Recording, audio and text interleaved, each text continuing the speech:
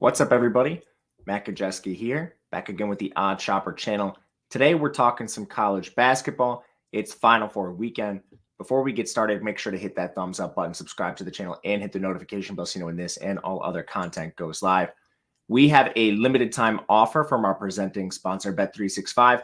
If you live in Kentucky, Ohio, New Jersey, Virginia, Iowa, Colorado, Louisiana, Indiana, Arizona, or North Carolina, you've got some bonus bets coming your way. What you'll do is make your first deposit of at least $10 at Bet365 using the link below. Turn that around, $5 wager on any team, total market, whatever you want. Whether that wins or loses, you will be paid out $150 in the form of bonus bets, $150 in your bankroll you did not have. Limited time offer, so make sure you take advantage of this. You must be 21 or older to play, 18 in Kentucky. If you or someone you know has a gambling problem, please call or text 1-800-GAMBLER. All right, Final Four on deck. We're going to start things off with the first matchup. I actually don't know if these are in order. Just pick the one I wanted to talk about first. We have Alabama taking on UConn. This is an interesting game. We got two wide spreads in both games. UConn's favored by a dozen, and the total in the game is sitting at 160.5. So you're going to see that with Bama games. They're fast, they're up and down, tons of tempo, and they don't play any defense. UConn's the exact opposite. They play super slow. The problem is they're just the most efficient offense in the country.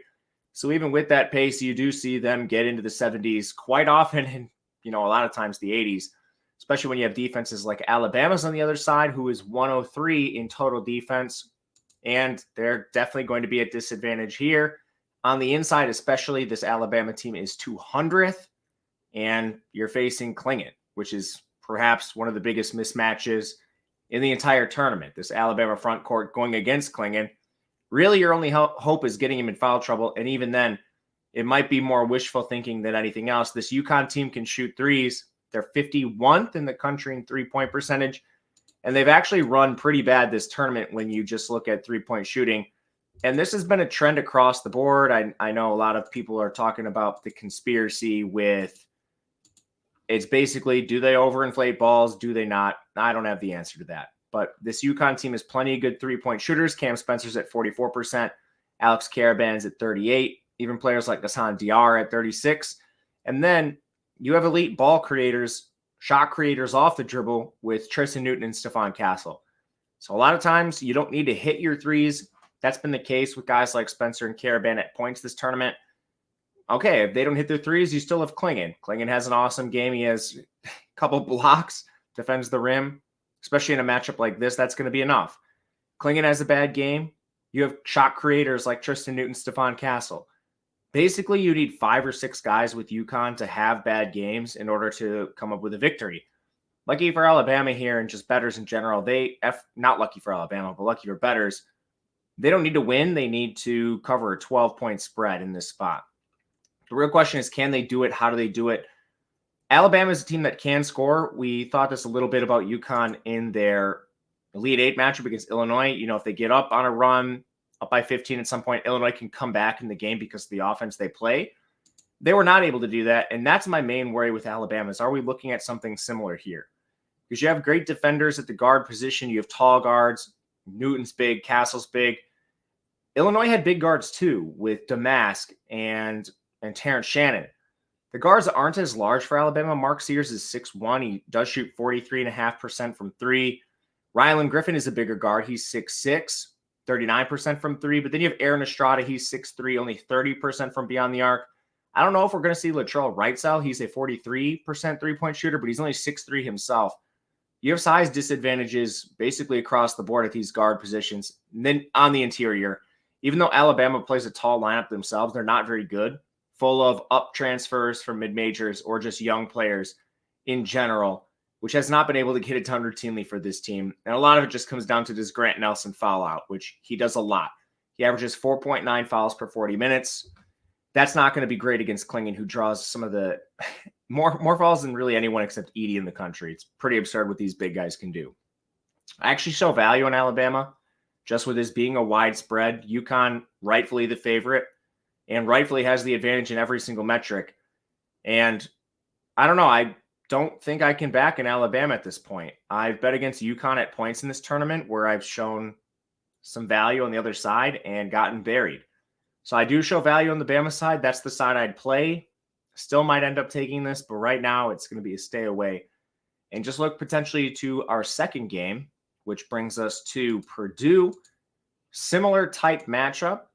NC State takes on Purdue, another wide spread. This one you're going to find basically around 9 points. I've seen this at 8.5 in some spots. That might be tricky to find at this point, but I think we can do so. More on that later with Odd Shopper. But another game where you basically have every stylistic advantage to the favorite. It makes sense when you see a team that's favored by 9. NC State's been on perhaps the luckiest run of all time. And I don't say that hyperbolically. This is a crazy run they've been on. They lost 4 straight games and 5 out of their last 6 to end the regular season before going on a crazy tear in the ACC tournament.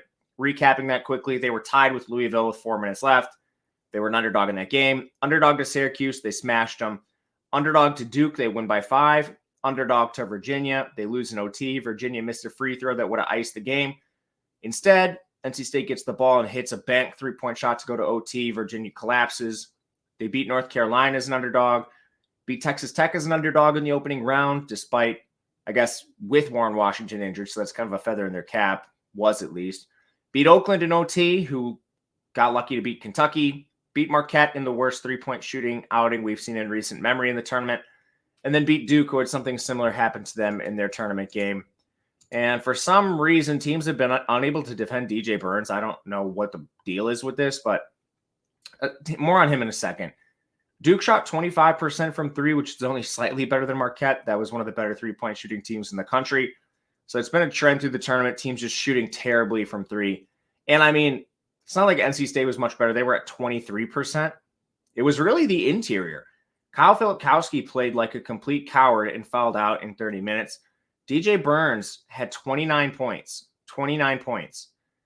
One thing I know about Zach Edey, he's not going to be a coward like Kyle Filipkowski. Zach Edey is one of the better rim protectors in the country. People push back on this a little bit because he doesn't quite have the block numbers as some other guys. I mean, he's still ranked 67th in the country in block percentage. So, I will push back on that. But he just offers elite rim protection.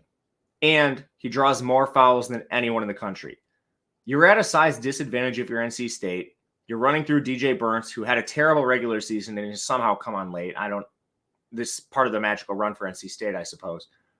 But now you're facing the elite shot blocker in the country, elite foul drawer in the country. Whether you like it or not, these are problems NC State has to deal with. And it's not just that. Purdue's the number 1 3-point shooting team in the country. You just have flamethrowers everywhere. Braden Smith, 44%. Fletcher Lawyer, 44%.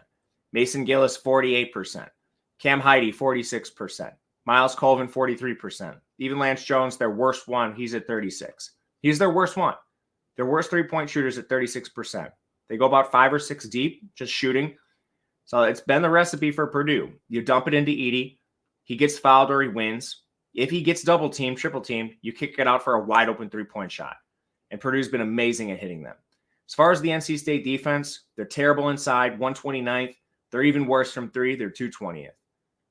Basically, this team's going to have to be lucky again hitting their shots and hope that everyone on Purdue fails, because that's really what it's going to require. I bet Purdue minus the 9. I would happily take that number again, but luckily for you, you don't have to. There are better numbers available if you live in legal states. I'll bring you to Odd Shopper where you can see some of these. This is just our live odds screen. And you'll find an 8.5 sitting for Purdue at Caesars. And for some reason, it's not juiced. This is at minus 105. I am not quite sure what's happening because you have minus 9.5s in the market and you have minus 9s that are just straight up minus 110s. So for whatever reason, this is a lagging line at the minus 105, minus 8.5, and one I think we should happily take. OddsShopper has a ton of great offerings.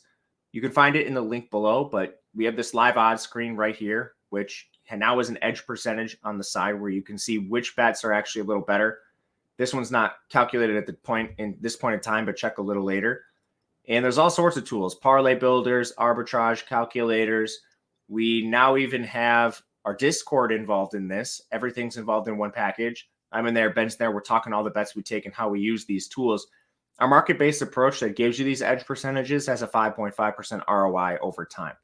$14.95 for your first week, $49.95 for a month. No long-term commitments. Take advantage of this with the link below. I think it'll help you a ton. So brief recap, we will maybe take an Alabama plus 12. That's a side I lean to, or we'll look to Purdue. Grab the 8.5 if you can. I took a 9, happy with that, and we'll move forward.